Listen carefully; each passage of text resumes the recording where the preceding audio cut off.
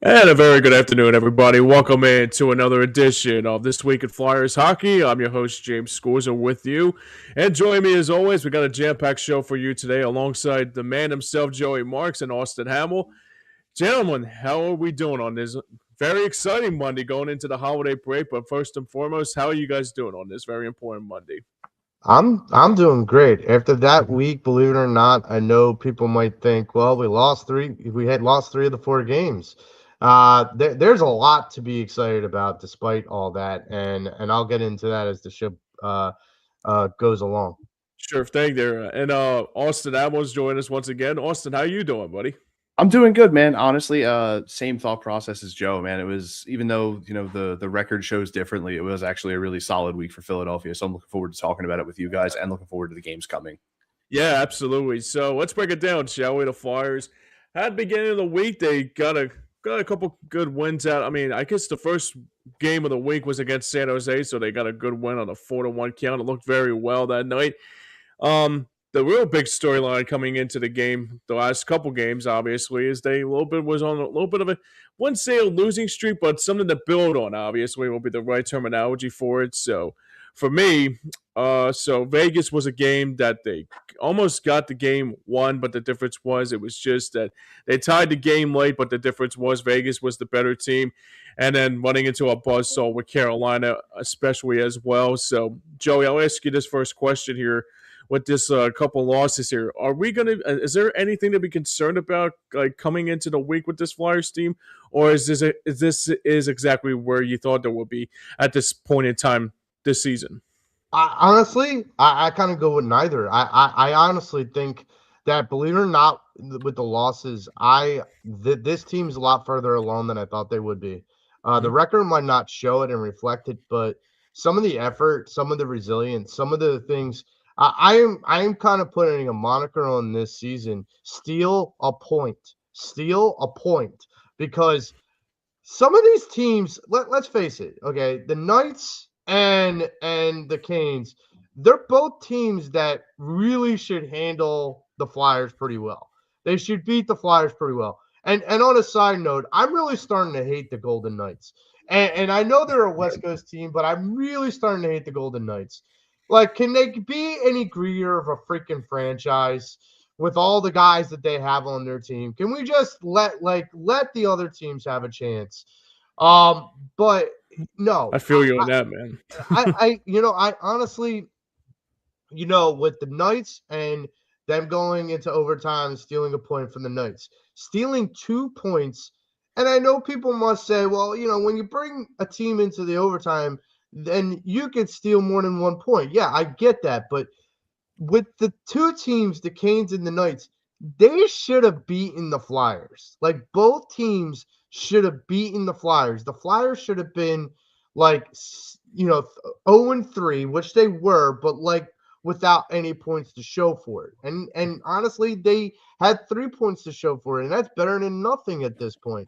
But 4 games they pulled out this week, and they pulled out 5 points. And they pulled out 5 points against three really good teams.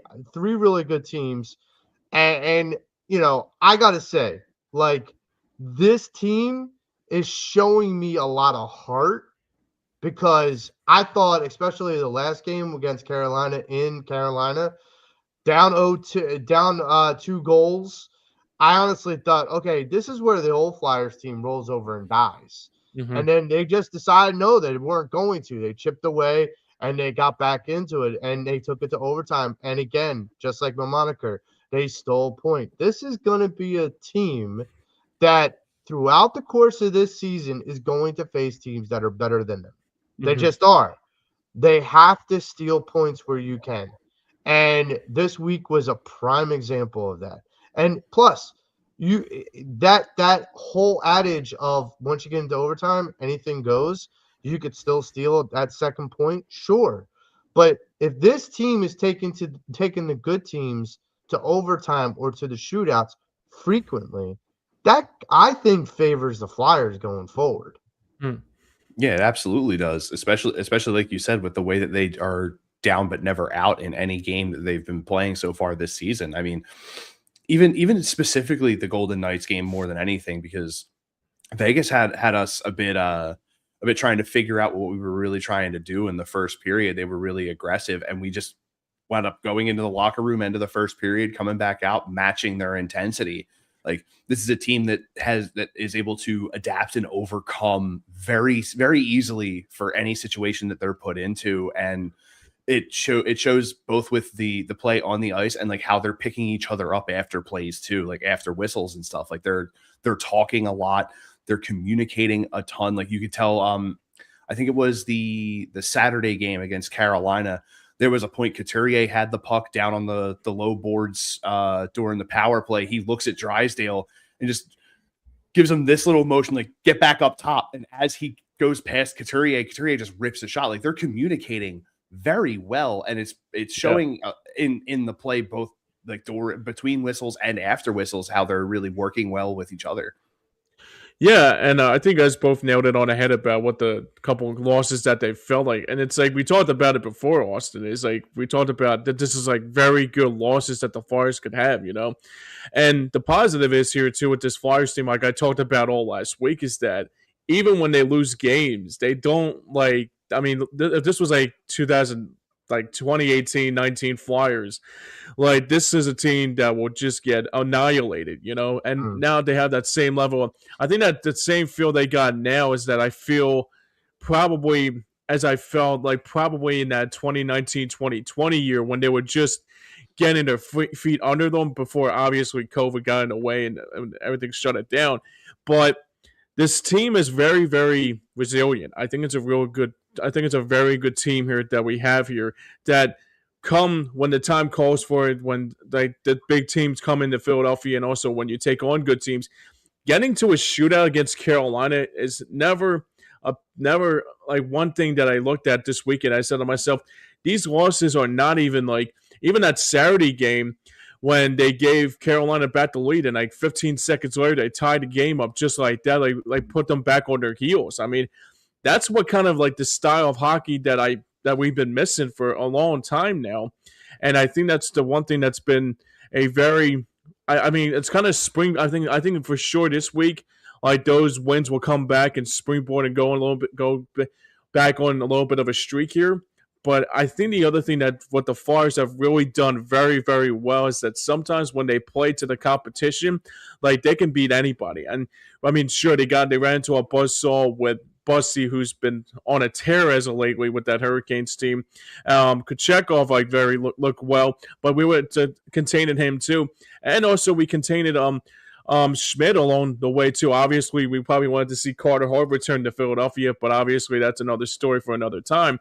But I'm just really, I think for me, I think the one thing that was really the positive going into the week is that there's they keep on building in. And they've been looking like a very good team, and sometimes when it matters the most, when the Flyers get ready to make that big jump for the postseason, I think they can be a very good team come playoff time. All right, so I wanted to talk about you guys here with the standout performances this week. So Joey, I'll ask you this: is there anybody out there that you looked at this Flyers team that stood out to you this week with the Flyers? Absolutely. This guy has got to be one of the guys that not only makes me watch the Flyers with more entertainment value, he gives me more confidence. Mm-hmm. And that's Dan Villard. He has been like, we have talked about this ad nauseum on this show, James. Sure. That the goaltender and getting a goaltender that is a starting goaltender in the NHL is so imperative, because it's the difference between you staying in close games or you just getting completely boat raced every time out. And Dan Villard has just been an aberration. And I understand he's not the future goaltender. Like, he's not the franchise goaltender. But if you are telling me that this is the stopgap goaltender for this franchise until we find that franchise goaltender, sign me up. He's the guy that held us in all 4 of those games, pretty much. I know Erison had 1 start in those 4 games, but when Villard is in that net, he's almost like he's this confidence builder for that Yeah. defense. And I gotta say that some of the saves he's been making on these really talented teams just makes me more and more confident that this guy's just not like an AHL backup goaltender like we've had in the past year or two. Like Sure. that is the difference. He's my standout player, not only for this week, but up to this point in the season. He is my standout player. Austin? Oh yeah. I mean, honestly, Joe, I completely agree with you. Vladar has been absolutely electric this entire year, and being able to get him at a premium that we got him at has been even better. It more like what's the term I'm looking for? Like more like icing on the cake to go along with that. But the 2 guys that I want to point out this week were what's his name? I just wrote it down and now I don't have it anymore. Because my wife needed the book. Zegras? No, not Zegras. One of the younger guys that just got Dvorak? called up. One of the younger guys that just got called up this week. Not Murchison, the other one. Grabinskin or whatever. Grabankin. Yeah, not Grabankin. It was another guy. Because he just got his first goal. He's number 91 on the team. Grunstrom. There it is. Him and Noah Juleson. Yeah, Juleson, that heads up play to hop right off the bench on that switch and immediately get into a position of really strong attack in that Carolina game to get that one-timer to put the game into a bit more of a fighting chance. Absolutely heads up play by him. He's been playing really good defense the past couple of weeks. And then Grunstrom getting his first NHL goal. And on top of that, Konechny getting career points 500 and 501 throughout this week. Those are all, especially for Grunstrom and Konechny, really awesome achievements to make throughout your NHL career. Getting your first and having the longevity to see 500 plus it's always awesome to see, and hats off to both of those guys for reaching those milestones. Grunstrom, I have a strange feeling in the next couple of years we'll see him lighting the lamp a few more times. He's playing very good heads-up hockey in the time that he's been up here with Philadelphia. And Konechny, I don't see him going anywhere. I see him getting at least another 200 points before he's done, so rounding out at probably closer to 800 than 700. But just overall, like we've been talking about so far, the performance top to bottom for Philadelphia this week, even though, again, we're stating, losing 3 of them in overtime or a shootout, still really promising play from this team. And those 2 shootout losses against Carolina, first 2 shootout losses that we've had all season long. Mm-hmm. So it's pretty amazing to think about that. You take that with an even bigger grain of salt because of the fact that you've been in extra hockey so often this year. Mm-hmm. To not lose in a shootout says a lot. Like your games are either ending before it gets there, or when they get there, you're just dominant in your play in the shootout. Like Michkov and Zegras alone are both extremely dangerous one-on-one players that getting to a shootout, you are, for more often than not, are potentially looking down a 2-0 barrel in a shootout if you don't have guys that are good one-on-one. So if we can see this kind of consistent play and have these results start to turn our way, look out, Eastern Conference. Yeah, I mean, I think you said it best there. You guys both said it best here. Vladar, who's been having himself a very intriguing year. I thought for sure, right? I mean, you think about goaltenders in this for this Flyers team, it's like 1,000,000 to 1, sometimes when it matters the most. But overall, the one thing I would say about Grunstrom, I saw his play, I think it was with the Kings probably a few years ago, and I said to myself man, he's one guy that kind of reminds me of Joey. This will probably blow your mind here, but like that 91 kind of reminds me of Vladimir Tarasenko a little bit, of how much he could shoot that puck like a Tarasenko type of goal. Because like that goal he scored against the Hurricanes on Saturday, I said to myself, that's kind of like Tarasenko-esque. But like sometimes when it really matters the most, I gotta say right now, I'm a big fan of like the unknown. You know how much I'm a big fan of the Rasmus Ristolainens, and also, I mean, Grunstrom. When we got him, I said, okay, so maybe he's a very good player. You can put on that 3rd line or 4th line and see what he's made of. But I gotta say right now, like that, if the one thing that Grunstrom has shown me a lot of poise this week is that like something that the Flyers can really move on here, and I actually can basically you can do here for the fourth line. It actually can help them and give a little bit of a boost here, especially for that fourth line with Abels and I think it's a Delorier once in a while, and especially having that guy on the fourth line could actually help you out a little bit along the way. And also too, I got to give kudos to the all the lines that they have also like adjusted here to this team. I mean, the first line's been good with Zegras and Dvorak and Travis Konechny, even like the Krabank and Brink and Kate's line. I mean, I think this is the team that I really thought in many years, I never thought this would happen to this Flyers team because, I mean, obviously we waited a long time to see this, but I think now more than ever is that I actually feel very good about this team. Getting 2 points out of it in Carolina, even though you lost in shootouts, is a very good boost. Like you said, they're Austin. That could be like a dangerous threat for like other teams that are going to be playing the Flyers going into later in the season. And the other thing too is that with San Jose, I mean, keeping Celebrini in check was a really good positive too, because I mean, obviously you hear so much about him or Will Smith, and keeping them in check. I mean, that was a really good game for them too. So for me, the standout performance of the week is I gotta give. I think you guys are both. I think it's like for Ledard for the goaltending, and also how Grunstrom has become a good perseverance on that team as well, and to see what he looks like. And that's going to probably springboard into like this week coming up here against Montreal on Tuesday, and again they take on the Sabres on Thursday, and let alone the Rangers and matinee on Saturday. So it's going to be some exciting hockey along the way. So hopefully they'll be continuing to as they continue to build here, they're to move one step closer to where they're going to be at, especially in this season alone.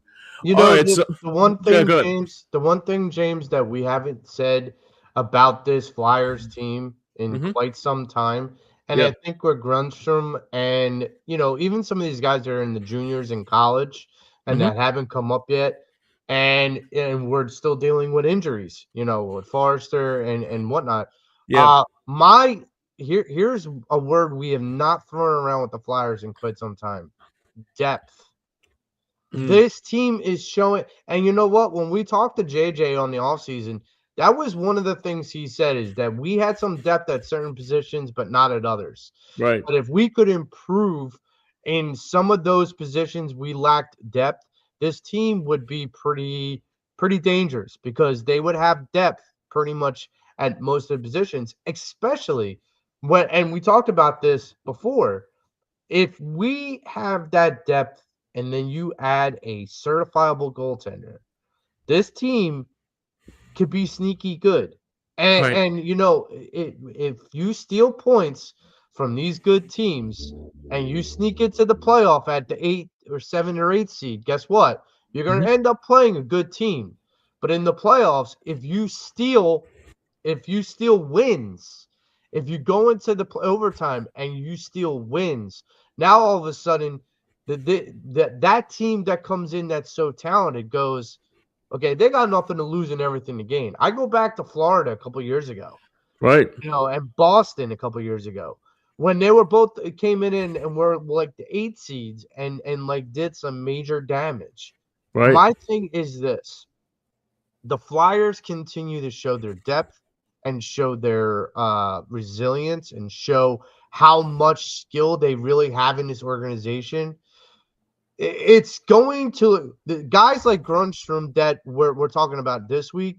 There may be other guys that we start talking about, newer guys that we start talking about as well in the next couple months that we go, wow, this guy's going to really contribute to the Flyers' future.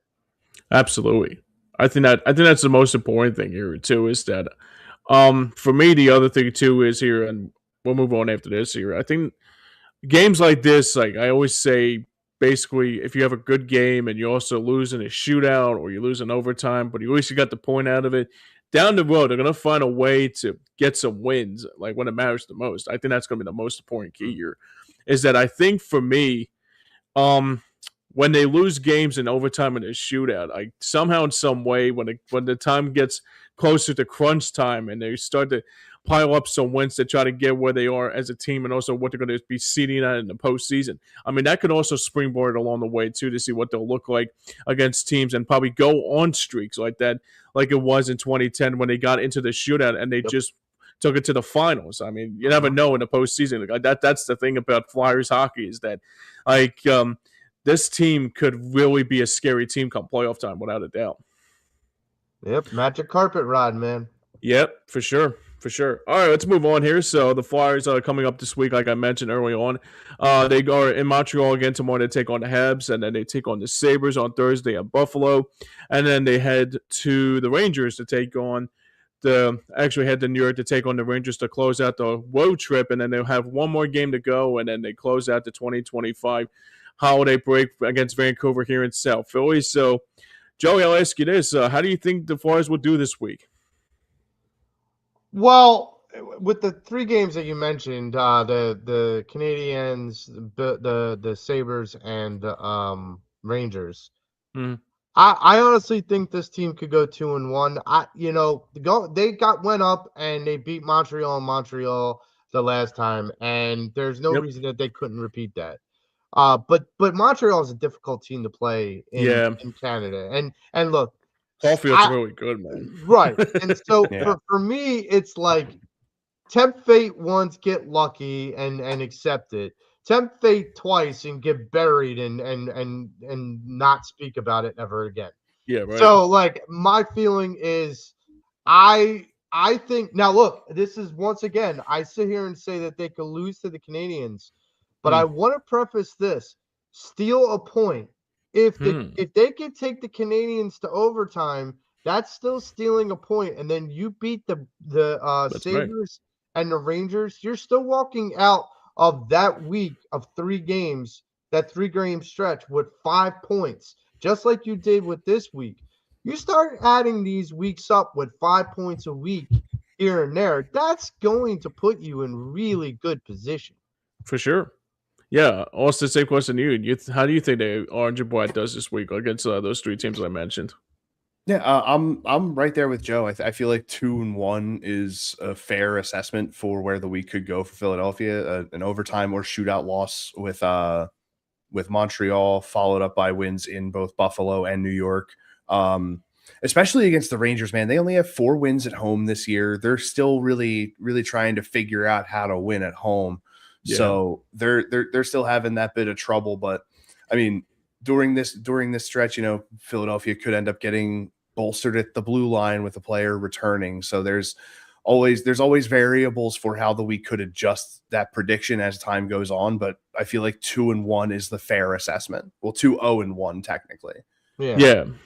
I'm gonna be a little bit of a homer here, but I think the Flyers win all 3 of those games. I think for sure. Yeah, Caulfield is going to be a threat, but the difference is, I mean, Montreal, they are beatable. I mean, they still got some opportunities.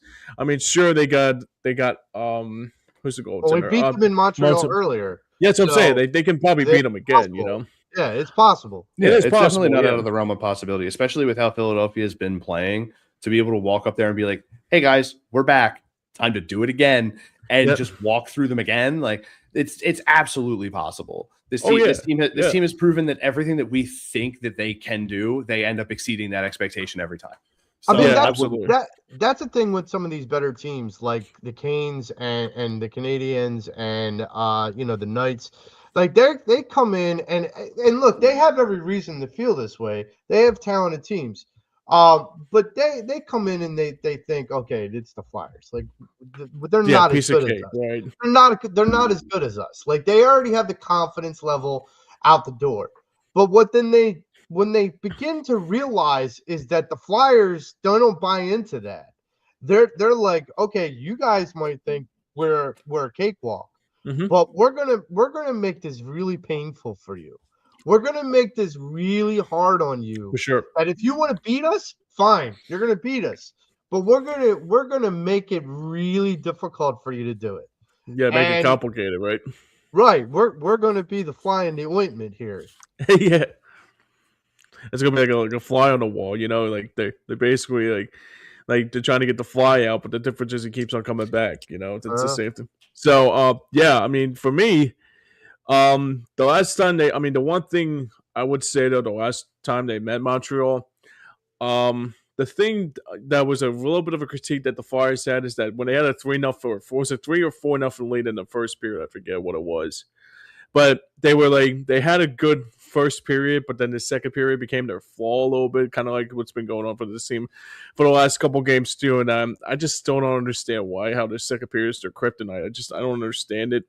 But I think for me, the one thing you got to do this time around is that you got to keep a guy on. You got to keep Cole Caulfield in check. I mean, that's the one thing you got to do, especially more than anything. And I think they've done that very well this week with Vegas. I mean, they did an okay job with Eichel, but the difference was the reason why Eichel had an opportunity was because Konecny coughed up the puck.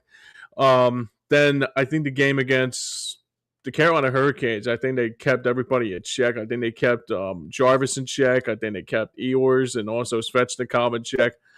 But if the Flyers, hopefully if the Flyers, like say for example, are in the same boat as you guys and say, okay, they lose to Montreal, but they go to overtime and get that point out of it, and they beat Buffalo, and then they beat the Rangers, and I feel pretty good about 5 points about that. I mean, at least it's something. I mean, that's the thing about this Flyers team is that, like, the way they lose games, it's a positive loss. I mean, that's what I've been saying for the last handful of times. I mean, there's like, yeah, sure, there was a clunker here and there with Dallas. Sure, there was a clunker here and there against another team here and there. I mean, the Penguins game was a clunker here and there, but sometimes they bounce back right away. I mean, kudos to Todd Fedoruk for bringing that up here a couple weeks ago, saying that like when the Flyers lose the game, like they lose like 4-1 or 5-1, the next game they bounce back instantly, and that's the most important thing I think for this Flyers team going forward is that, yeah, if let's say for example they lose tomorrow to Montreal, but they'll bounce back right away against the Sabres and springboard that into a streak with the Rangers and come home against Vancouver and close out the holiday break at home with the Vancouver Canucks coming to town. I'll be okay with 5 points more than anything going to make, guys. I mean, here's the thing, and this is something we really haven't mentioned as much, and Austin kind of mentioned it a bit, is the in-game adjustments that have happened, and what you're saying, James, about the bounce back games. Sure, you got to give a lot of kudos to Coach Tocchet. I mean, this is a guy that came in and we had expectations, especially because of the talent that was on this team and some of the past success that he's had with younger teams. Mm-hmm. And I gotta say, I'm year one. I'm very impressed. I'm very satisfied right now. Look, James, me, you, and Patrick Bernard used to say, after 20 games, 25 games in the NHL season, then I'll be able to really see what this team is. And when you see this team after the amount of games they've played so far, you start to see really what this identity of this team is that they are not willing to just, accept who they are, which is, if to everyone else, they're just average. To everyone else in the league, they're just average. Because if you look around to some of those better teams like the Canadiens and Canes and Knights and so on and so forth, you have multiple star names on those teams. Mm-hmm. You don't hear. And so we're average. We're the average Joe team. But when we steal points from those good teams that have those stars, then all of a sudden people are going to, and you do it enough, all of a sudden people, and we are looking at like the 7 or 8 seed in the playoffs, all of a sudden people are going to be like, whoa, where did the Flyers come from? Right. Yeah, this is a team that not only did people think the team was washed, but a bunch of the talent that's on the team was washed. Couturier, Konecny, Zegras with the falling out that he had with Anaheim. Not a lot of people were really big on Jamie Drysdale in Anaheim before that trade was made. So there's a lot of guys like a lot of guys think that a lot of other people think that Philadelphia is down and out. These guys are not like all that good coming into this season. For sure. The expectation was low, so Philadelphia has been playing with house money this year. Mm-hmm. They're 16-9-6 through 31 games, guys. It's pretty amazing. It's pretty amazing. To put it into perspective for you, the Florida Panthers are 16-13-2. Wow. Like that's crazy. It's That's insane. crazy to me. It's unbelievable. Like I said, it's playing with house money. Like knowing that your expectation, according to pundits and stuff, is so low that you can just do whatever. Not necessarily do whatever you want, but you can more play your style of game and really force the issue on everyone else to have to try and pick up how you're trying to play. Right. And they've done that every single game they've gone out there this year. I genuinely thought that we would maybe have hit 10 wins at this point. Especially when you look at Austin, looking at 16, 9-6. Like, let's understand something. Those 16 wins and all of that whole record, those are against really good teams. That for the vast majority. I mean, we played the Canadians, we played the Panthers twice early. Like there's a part of this where we're playing these really good teams. Yes. Have we mixed in some really bad teams? Sure. But like you would think at this point, with what people are considering an average talented roster of a team, that having 16 wins, we must have played really Mickey Mouse kind of schedule up to this point. And we haven't. We've played really talented teams and we're hanging with them. And that is the part of this that almost kind of builds my confidence more, because I've already seen a litmus test of this team. And so I know where their struggles are and I know where their successes are. And so I don't want to get too ahead of myself, but with playing with house money for a team like the Flyers, they feel like put any team in front of us, we'll always have a chance to beat them. Yeah, and you talked about playing like really high caliber teams. The only real one that we haven't gotten a win against is Carolina. And all three of our games have gone into extra hockey. The first one was an overtime loss, and the two over the weekend were shootout losses. Those could have easily been Flyers wins. Could very easily have been wins by Philadelphia. So you can't really discredit, the fact that we haven't beaten Carolina as a dark spot on this record so far for Philadelphia, because they've stolen points from every single game against Carolina so far this year. We've taken Carolina, a really good team, as you mentioned. We've taken them to the limit, and we're just the Flyers. We're just the Flyers. Y'all are the Carolina Hurricane. You guys have put in a lot of equity into your team. We're just the Flyers. So we're talking about other high caliber teams that Philadelphia has beaten. We beat Montreal in the shootout. We beat St. Louis in a shootout, and also in overtime. We've dismantled New Jersey. Even the Colorado game, we may have lost that game, but I talked about it last week with you, James. Sure. That easily, Philadelphia could have easily won that game if it wasn't for the fact that Colorado's defense and goaltending was just spectacular that entire 60 minutes. Like that easily could have gone 4-3 Philadelphia, or even the other way. It could have the floodgates could have opened up for Colorado, and it could have been a 6-1, 7-1 win for them. So you look at not only the strength of the schedule, but the games that we have played. If you actually review the film, like these are all very hard fought games, win, lose, or otherwise. Like we've been saying, like I said, I started saying it 2 weeks ago, and I said it again last week, and it was featured as a short and a reel and stuff on the Hardcore Sports Network. Hockey's back in Philadelphia. I am stamping the flag down. Flyers hockey is back, and it is very exciting to watch. It has been incredible that this team just shows every ounce of wanting to try and win a game, and we haven't seen that in a few years, because most of the time when 2 goals would get scored, that entire team would just flatline. And now it's like the blood pressure rises, they get angry, and they come out and they open up. And they're making teams scratch and claw to the very last possible moment to be able to try and win a game against them. And it's like we've said, it's all high caliber clubs like Colorado, St. Louis, Florida, back-to-back cup champs. we've taken them to task. Like all these teams, like Carolina is a very, very prospective team for a big playoff push. And we've taken them to the limit all 3 games that we've played them. So like you cannot discount this team going down the stretch of this season as being a team that you can just easily look through and go to your next game on your schedule. We're not going to let you do that. And we have the talent to prove to you why you shouldn't do that. Now, the 2 big questions will be what this team does when we start to approach the trade deadline. You know, whether they, in using a baseball terminology, whether they're buyers or they're sellers. You know, that's going to be a real interesting question. Whether or not Danny Briere and Keith Jones says, let's put our chips in, it's time. Or they say, no, it's okay. Let's ride what we have.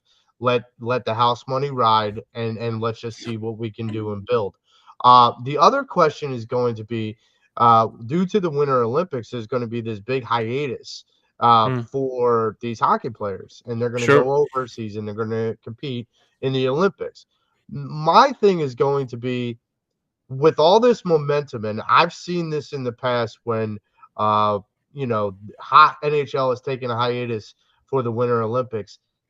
Sometimes hot teams they kind of almost like fizzle out when they come back from the Winter Olympics. And my thing is, if I'm Rick Tocchet, if I'm the coaching staff, if I'm like Danny Briere and Keith Jones, I am figuring out, because they all know, all 3 of them know that has happened in Flyers past, where Flyers have had a torrid first half before the Winter Olympics, and then coming back from the Winter Olympics, they fizzled out. This is going to be really what is going to make and break this season. And I think that's one of the reasons why it's so important just to steal points in the beginning of this, because if we could start, planting our flag in that playoff hunt early on, and we have a plan coming out of the Winter Olympics to be able to not fizzle, but reignite.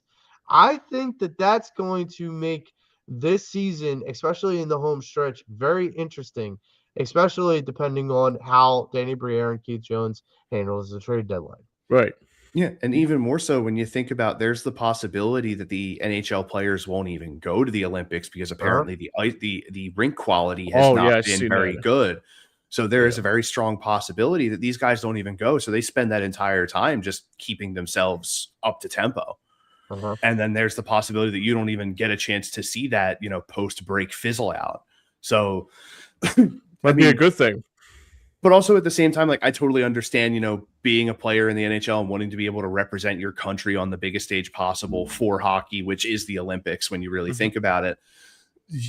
Granted, the four nations, the Hockey World Cup, all those things are all good and well, but the winning an Olympic medal as any sort of an athlete is probably the absolute highest level that you can attain.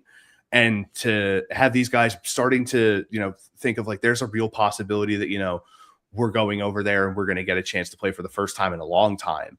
And at the last minute, that rug gets pulled out. That could also be a thing where a lot of those guys that were looking forward to going over and representing their countries in the Olympics have the rug pulled, and they lose all of that personal morale of knowing that they were going to be representing their country. And that could lead to a fizzle out for a team. So like, going into that break, there's a lot of potential variables, and you really hope that, especially for Philadelphia, that those kinds of things don't end up affecting you in a negative way, and you can try and build positives off of that, which is something we here have been talking about for a long time, is positives for this Flyers team in general. For sure. Yeah, for sure. Speaking of positives, so let's move on here as we go forward here. The injury report actually came out this week, and it's a little bit of good news for the Philadelphia Flyers, is that there was a couple of defensemen that were missing in action, and the positive is that we saw Cam York back last night against the Hurricanes, which is a positive going forward. And the other thing too is that Rasmus Ristolainen is on the verge of coming back very, very soon. I don't think there's no timetable for Tyson Forster coming back, so I'm expecting he's still suffering. He's still going to be out a while. He's going to be out for a while. Okay, I would have figured that. I would have figured that. Shoulder related is always along the shelf. Yeah, believe it. Yeah, actually, it's funny because I said to myself is that I think somebody else had a troublesome shoulder too during the week when when they took on the Flyers or some NHL. No, it was Connor Bedard. Excuse me, it was Connor Bedard had the same injury that Forster had, and he's going to be out for a little bit of time. I don't know if this is substantial of the minor league injury. I don't know if it's a minor injury or if it's just that he just had a stinger or something like that, like, or it could be worse, like Tyson Forster. When Tyson Forster got hurt, the first initial diagnosis I heard was 3 to 4 weeks. Yeah, Now that can be reevaluated later on sure. if it's longer.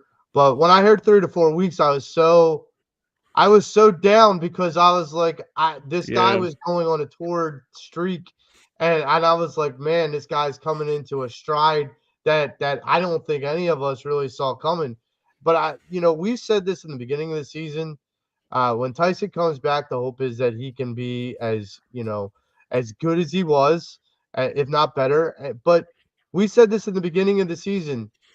This team is going to not its makeup isn't just going to be that front line. It's not just going to be Owen Tippett, Couturier, and TK. Or Zegras. Or Zegras or Mishkov. It's not going to be any of those guys. It's going to be guys like Bobby Brink, Tyson Forster, Nolan Cates. Mm-hmm. It's going to be guys like that step up and start to shine. And I look at this team and I honestly, and James, maybe you can remind me maybe the era or the time period, but I'm reminded of the transition period between Simon Gagne into Claude Giroux's era, where Simon Gagne was still on the team with Giroux, but he was an older guy. He was a wily veteran, and it just feels that way. Like someone like Coots and TK, they're both trying to hand the reins off to these kids and give them the best chances to be superstars in this league. I remember too when I think it was like Forsberg and Gagne too, like same kind of philosophy, you know what I mean? So it was kind of like Forsberg, Gagne, Claude Giroux, Simon Gagne, same things as you said. I want to say that was the 07, 08 season or somewhere around there. It was like either 08, 09. It was around before the Cup final. I know. Yes. It dawned, and the light bulb came up. I was like, yeah, I remember. It was Claude Giroux and Gagne. I think we're on the same line, and then it was kind of like Gagne was the veteran, and Claude Giroux was coming into his own. Yep, and like that was the thing is Claude Giroux at that time was under Simon Gagne's wing. Simon Gagne at that point, became the veteran, but this is a guy with Simon Gagne that was a scorer. Mm-hmm. He was a leader. He was a basically a stat stuffer, if you want to use that term. And so, maybe, just maybe, this team, and that's why I brought up the word depth, because when you start to look at some of these other guys that start to come up, and all the other draft picks and moves that Briere and Keith Jones can make, it's going to be interesting because they're making diamonds out of these coals. Drysdale is a guy that everyone just wrote off, and we could be making him into a diamond. Zegras, absolutely, people thought we wrote him off, and he is coming in, and he's a glistening diamond in this team. And so you start to bring in more and more of those guys, and I'm not talking about Trey, but I'm just talking about in general. And you start to see these guys mature, man. It's going to get interesting because the best era in Flyers hockey was when this team had depth. Yep. I think it's back again too, Joe. Yep. I do agree. I agree with Austin. I'm willing to plant the flag. It's back. As do I. And you know what? Until the Sixers prove differently, the Xfinity Mobile Arena is now the Flyers Mobile Arena. Yep, it's gonna be like that orange, that sea of orange is gonna be coming back at real full force and come April, dude. I can't wait. Yeah, I'll tack a fun little note on as we're talking about the depth and stuff. The only player that is listed on the Flyers injury report currently is Rasmus Ristolainen, and he is expected to be back sometime this week. Nice. Interesting. Tyson Forrester is not listed. Huh. That's interesting. Maybe they are doing what James is suggesting. Is Monitoring that him. they're keeping him day to day and monitoring whether during See how he feels as morning skates and, go on. Yeah, and see how that goes and make it a game time decision. That's good. I like that. And I like that too. I looked into the Bedard injury for you, James. Yeah. He is not expected to return until the calendar flips to 2026. Ooh. Yeah. That's gonna hurt. Yeah. That's gonna hurt. That is a rough spot to have right now for Chicago Blackhawks. Yeah. Well, at least Forster is not as bad as it seems. I mean, wow, that's crazy. Damn. Yeah. Insane to think that once Risto comes back, that injury list empty. Yeah, empty. It's gonna be really empty. Yeah, Bunk got reinstated last week and got sent down to the AHL, and we called up Grunstrom. Right. They said in the transaction list, I think it was the 6th. It said they moved Forster to the IR, but he's not there. Yeah, they placed him on injured reserve December 3rd. December 6th, they called up Ty Murchison, and there's been no transaction since. The only player showing up on an injury report is Rasmus Ristolainen. And he's with the Flyers on the road right now and is close to returning to action, according to NBC Sports Philadelphia. Interesting. Well, you got to keep in mind. So, like, all these guys that they're, bringing in up and down off of the AHL, the AHL is different than the juniors and the college scene. Yeah. So, currently, the Flyers, I think, have like 4 or 5 prospects, both in juniors and the college scene, that honestly, they're just waiting for them to finish and come in. You add those to the already, deep sea that is the AHL and the Phantoms. Now, all of a sudden, you're looking at, okay, who do we want to bring up? And that's one of the reasons why I say it's going to be an interesting situation for Danny Briere and Keith Jones come trade deadline, whether buyers or sellers. Because when you say, okay, they're sellers, and you go, okay, why are you sellers? We're good. Well, but you're selling because you may want to free up spots for those depth pieces to come up in order to position yourself in a better light. If you, for example, if you traded Sean Couturier and Juleson, sure, let's just say, and you get like a really good player. So it's a 2-for-1. What does that do? You upgrade your talent with that trade, and you bring in you open another spot for another depth piece to come up, sure, and really grow with this team. There's how you, by selling in the NHL, you can progress forward in the NHL. The old addition by subtraction. Yes. Right. Yeah. That's right. It's proven useful for many franchises over the years, and there's a very strong possibility it could work out for Philadelphia. Shoot, I was talking with you, I think it was 2 weeks ago, James, the possibility of Ristolainen maybe coming back, getting some work in just to be a trade piece to offload some of that contract money, not only freeing up the roster spot, but freeing up cap space. Mm-hmm. So, regardless of how this year ends, you have that cap space for next season to work out for maybe signing another guy to bring in to help bolster this roster. And even if you don't do that and you use that cap space in a trade to acquire another piece, you have those options now. Even if you don't move Ristolainen and you just bring him up because you activate him because he's good to go and it's addition there, you still have a really solid roster regardless. So you have, and you already know that these guys that are down in the AHL are ready at a moment's notice with how they've been playing so far. Should something happen to another guy, you have those guys ready to come up and take those places and be able to work in the spaces that they were creating that they can then create for themselves. Yeah, absolutely.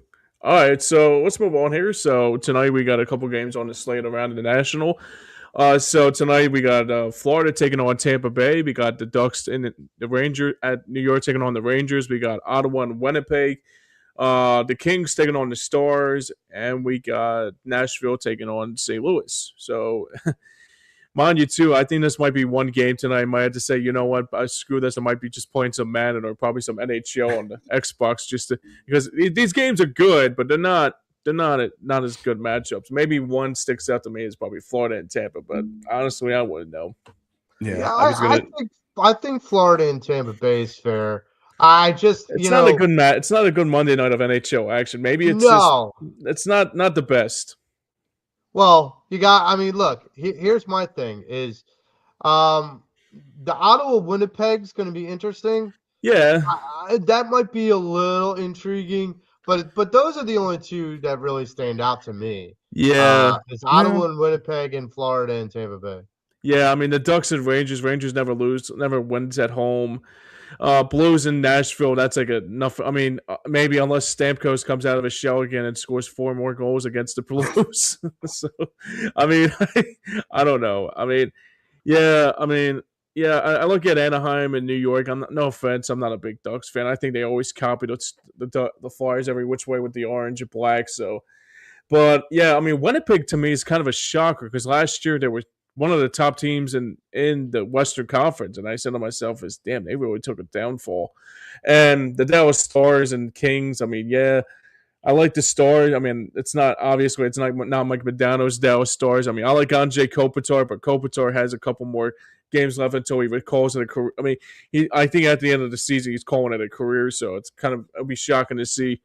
I mean, but he's towards the end though. It's the same thing. And also, yeah, Tampa Bay and Florida might be the must-see matchup because it's two teams that are in the postseason. Obviously, defending champs, and Florida taking on Tampa. Yeah, like I said, it's not a good night of NHL hockey, so I'm guessing I might be either binge watching Spinal Tap or just watching something to keep me interested. So, what about you guys? Yeah, honestly, I think the battle for Florida is probably the most interesting game of the night. Aside from that, like you said, Ottawa, Winnipeg, maybe, but nothing that I'll carve the time out for to exclusively watch. Like something that'll I'll keep tabs on it while I'm doing other things throughout the night. But yeah, same here. Nothing too crazy to quote unquote write home about. Sure thing. Yeah, absolutely. Joey, would you watch any games tonight that grab your interest?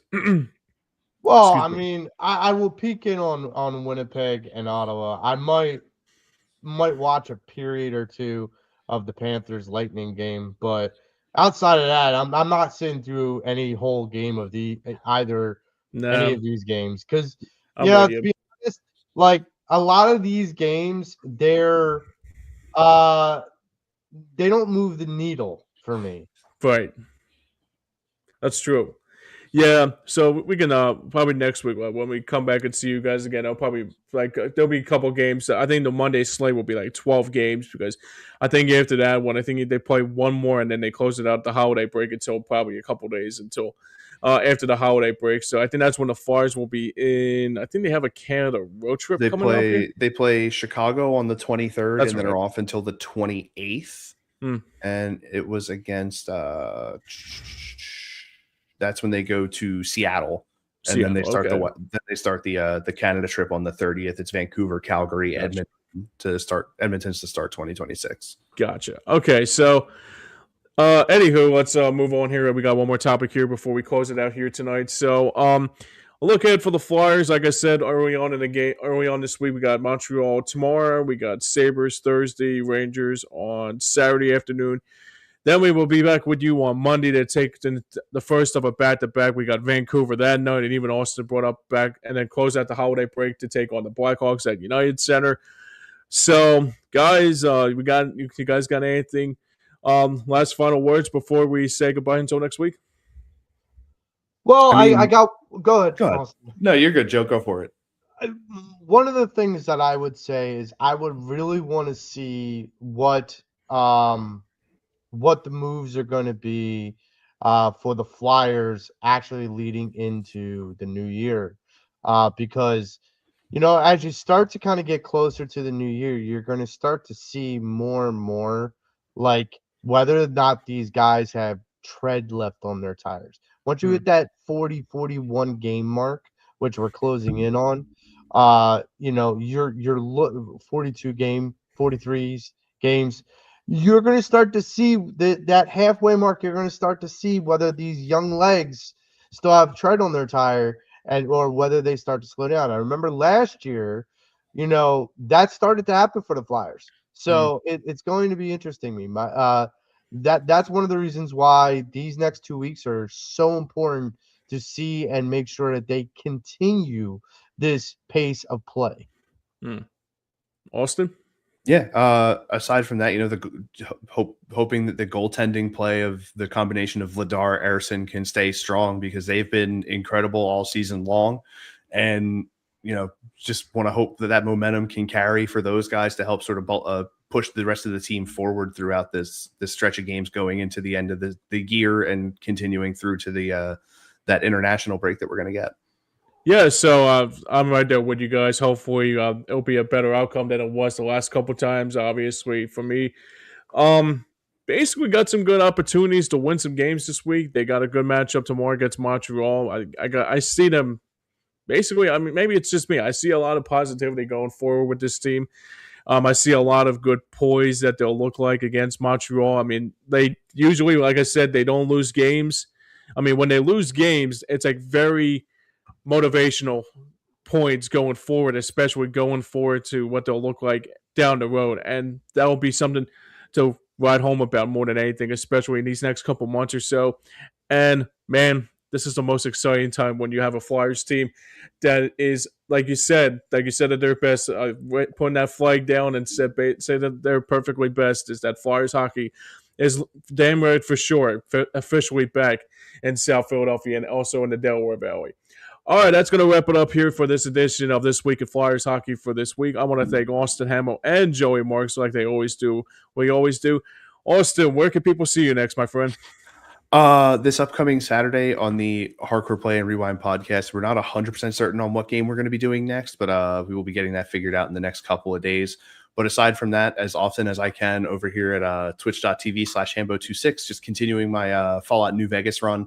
The new season of the Fallout show comes out in a few days, and I got a really good Black Friday deal on the Ultimate Edition of Fallout New Vegas with all the DLCs. Sweet. So I was like, of course I'm going to play it. I'm a huge Bethesda game guy, like Fallout, Elder Scrolls, all those games. So I definitely, the second I saw that deal, I was like, I'm doing that, and immediately started playing that on stream. It's been really fun, really frustrating sometimes, but mostly just remembering that the Wasteland is a horrible place.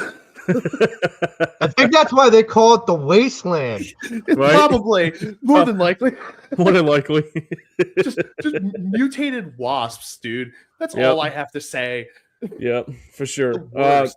I think like people go, the Wasteland sounds like a lovely place to play.